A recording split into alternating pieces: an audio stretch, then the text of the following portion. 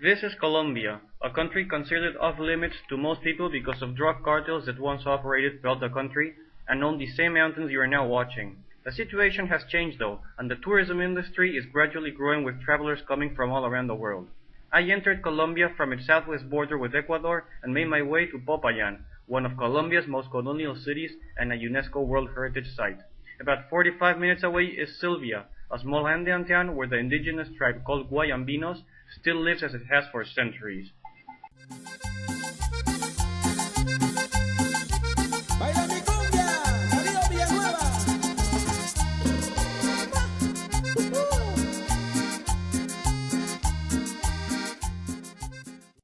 Heading north and past the party city of Cali lies one of the most important coffee areas of Colombia, known as the Armenia Coffee Zone. There are several villages in it where coffee plantations can be visited, but I recommend you head to Salento. This charming little town will not only show you what coffee is all about at any of the nearby haciendas cafeteras, but it's also just a short jeep ride from the Valle del Cocora, a unique valley that grows the tallest oil palms in the world.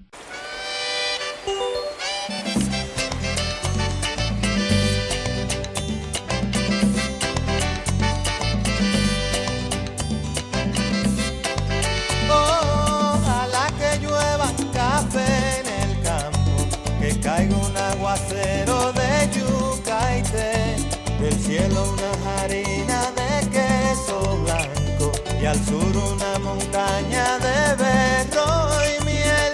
Oh, oh, oh, oh, ojalá que llueva café.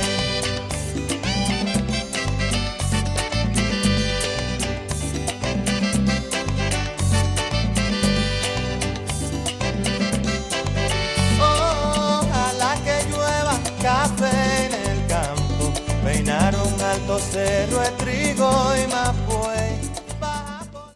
The bus ride from Salento to Colombia's capital is about 8 hours long and offers some of the best road views of the country. I have to admit I was pleasantly surprised by Bogota. It is a modern, clean, and lively metropolis that has nothing to do with the images I had from its unsafe days of the past. Today, Bogoteños are proud of their city, and not without reason. The historic Barrio de la Candelaria and the views from the Basilic atop Cerro de Monserrate are not to be missed.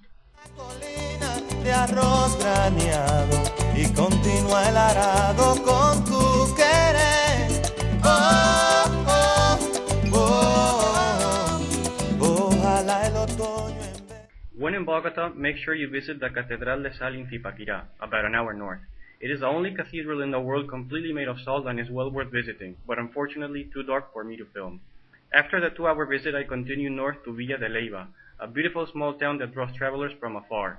It's the kind of place that really doesn't have much going on, but because of this, the town's charm, and its spectacular surroundings, travelers find themselves stocking up on energy and spending more time than planned. Esto es para ti, mamita.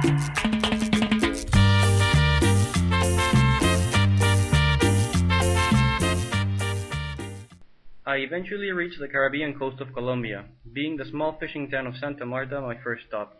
It is very well known by backpackers who settle here for extended periods of time to meet other travelers and enjoy the small beach while eating great food.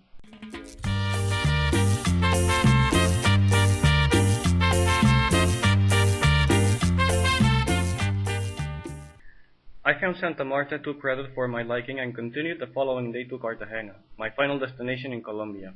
Founded in 1533, it is the most touristic city in the country and one of my top 3 favorite cities of all South America.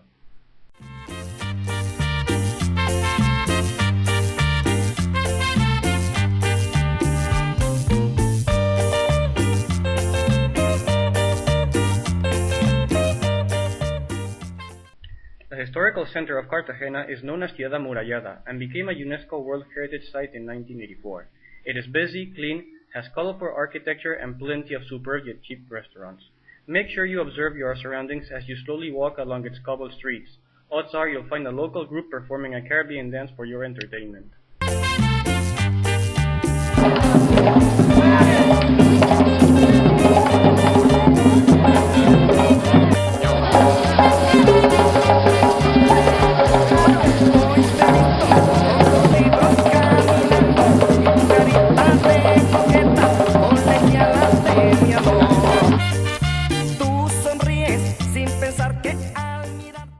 As a wrap up to my Colombia trip, I headed to Playa Blanca, a beach recommended by a friend while in Cali. The best way to get there is by boat, so I skipped the tourist trap and hopped on one of the cheaper and faster local speedboats and was there after 45 minutes of flying over the ocean. With turquoise waters and fine sand, it is a perfect place to finish my trip. I hope you've enjoyed this video, and if you want more info about the places mentioned here and others, please visit mytravelsite.com. Happy travels!